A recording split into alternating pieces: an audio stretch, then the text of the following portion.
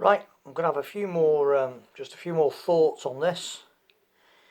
This is my Pro Sport, Air Arms Pro Sport.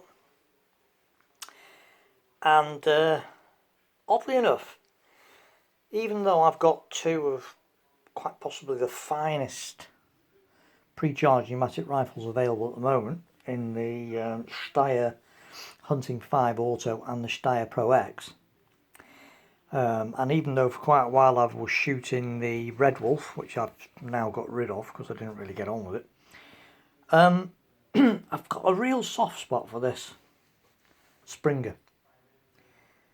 Now, I don't know whether it's a case of, I don't know, drifting back to my youth when everyone had Springers. But there's something about this gun. It's just such a fine looking rifle. And I still think that pre-charged pneumatic rifles, even the very, very best, do struggle in the looks department to be as good or as aesthetically pleasing as some of the top end Springers. And this particular rifle I think is one of the finest looking air rifles ever made. I don't know why, it's just the quality of them that, I mean, look at the bluing on that, the blacking on it. It's like a mirror. You know, everything's solid, everything flows. There's no air tanks sticking out anywhere. There's no horrible cast bits or anything. Everything's machined. I've got to put a really nice Rowan Engineering brass trigger guard on this one to match the gold-plated trigger. It's just, everything just flows so nicely with them, whereas with a pre-charged pneumatic rifle you've got an air cylinder of some description, either a great big buddy bottle type thing that are really ugly, or a cylinder, some of which they try to hide quite well. Daystate Huntsman being a prime example, and the Hunting 5, where the majority of the cylinder is concealed by the stock, and where the cylinders are also blued. But generally, they're not the nicest looking, nicest flowing of things.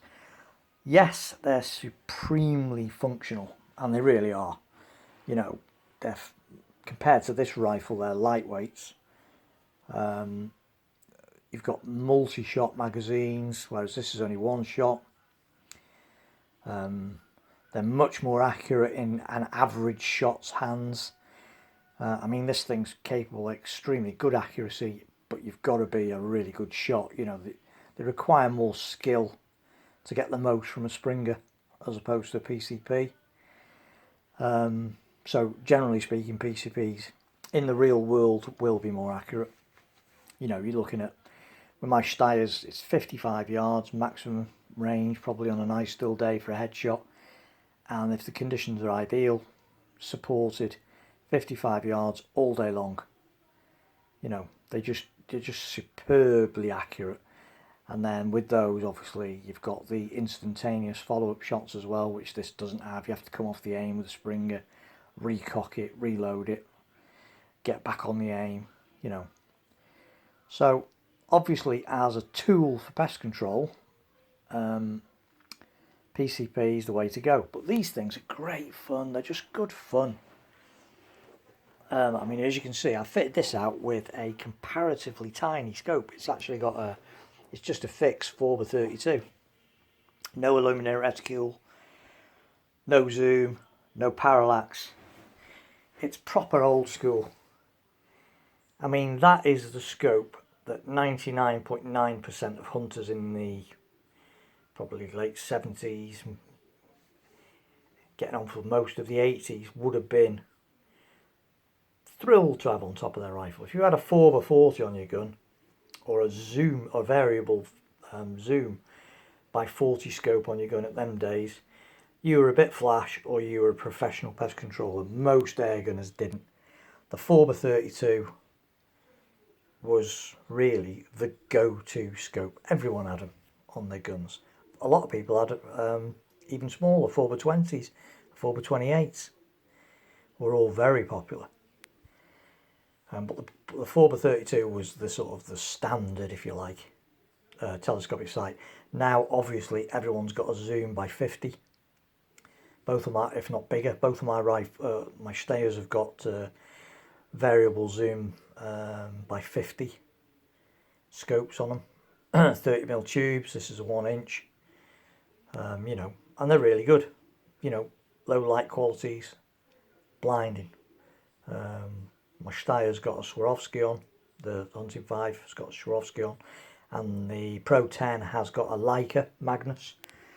So both illuminated, superb low light level scopes, just blindingly good. But this, in keeping with the slinky looks, I wanted a really small old school telescopic sight. Fortunately, Hawke are actually one of the few manufacturers to still make a reasonable quality 4x32. You can get really cheap nasty ones, but in all fairness, this one's actually not that bad a quality, really. I mean, it's about as basic as telescopic sights come these days. But it works, because with this is not my serious hunting rifle. If someone specifically asked me to go and shoot a good few rabbits as a control effort, or if I desperately need something for the pot or for my ferrets to eat or the dogs, then I will take my one of my pre-charged pneumatics, because I know that with that, places I go, I'm going to come back with a couple easily. You know, 15-minute trip and you've got 2 or 3 rabbits in the bag and it's home. This is my sunny Sunday afternoon rifle, if you like, when not particularly bothered if I shoot anything or not. Really, I'm just out for a walk round, and if I get a rabbit or a pigeon or a crow, and by the way, this is before all this nonsense with the general licenses, but anyway, if I get something like that in the bag, it's a bonus. Really, I'm just out for a walk round, have a few shots, maybe pine cones, whatever, you know, just plinking away with it at ranges. And if I do happen to come across something to shoot, so much the better, something else in the bag. And this setup here, even with my fairly mediocre spring rifle shooting, 30-35 yards headshots, within my capabilities with this gun. Someone who's been shooting them a lot and is a good shot will push that way out further, out to 50 probably. But for me, realistically speaking, with this particular setup, 30-35 is all I would consider trying, really. Nothing to do with the gun, purely the fact that I don't shoot spring as much, so I'm not perhaps the world's greatest shot at one. And like I say, if I'm desperately short of something, or someone's desperate for me to do a proper hit on a place, then Steyrs will do that all day long with very little problems. But this thing, it's just so nice. They're just tactile. I mean, look at the lines of it. The damn thing's absolutely gorgeous for a rifle. It's just lovely. Stock's lovely. Metalwork's gorgeous. It's got a heft to it. It's got a solidity to it. You know, there's no rattles or nothing on these things. Incredible. They're so good, in fact, that I'm thinking of going back to my youth. My first decent air rifle I ever had was a 35 Export. So I'm currently on the lookout for one of them to add to my collection, or possibly a Walther LGV, but I would like a .177 Export, and if I can find the 22-inch barrel one, I know they don't make them anymore, but if I can find one second hand, so much the better. Otherwise I would be putting one on special order with Hull Cartridge Company and getting the new Export version, which is the same as the old one, but the barrel is just as a standard barrel on it these days, I think. So there you go, Air Arms Pro Sport. Beautiful, beautiful thing. And it's just a lovely little thing. And I actually think that little scope on it really suits it. It just suits the smooth flowing lines. A massive scope on this rifle would look out of place, I think. Just not in keeping with the type of rifle it is. Personal opinion, but there you go. Thanks for watching. Subscribe. Keep your eye open. I'll be doing more tests on my collection of rifles. And it won't be long before the ferreting season kicks off, so there'll be more ferreting videos on as well. Thank you.